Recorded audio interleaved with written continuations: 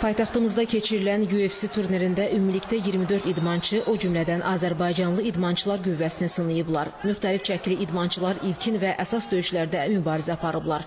Maraqlı idman mübarizəsi şəraitində keçən turnirdə 12 nəfər qalib olub.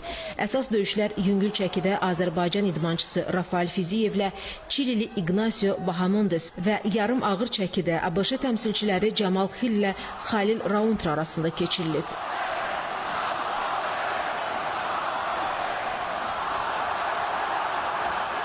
Bu döyüşlərdən Azərbaycan idmançısı Rafael Fiziyev və Amerika Birləşmiş Ştatları təmsilçisi Xalil Rauntre qalib ayrılıblar.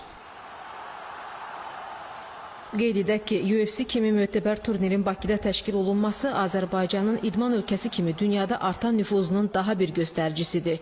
UFC-nin prezidenti Dana White iyunun 20-sində prezident İlham Əliyev ilə görüşdə bu turnirə hazırlıq işlərinin yüksək səviyyədə aparıldığını vurğulayaraq göstərilmiş dəstəyə görə dövlətimizin başçısına minnətdarlığını bildirib. UFC turnirinin Bakıda bu cür təşkili təsadüfi deyil. Belə ki, indiyədək ölkəmizdə çox sayda nüfuzlu beynəlxalq idman yarışları ən yüksək standartlara cavab verməklə keçirilib və idmançılar, tamaşaçılar tərəfindən böyük maraqla qarşılanıb.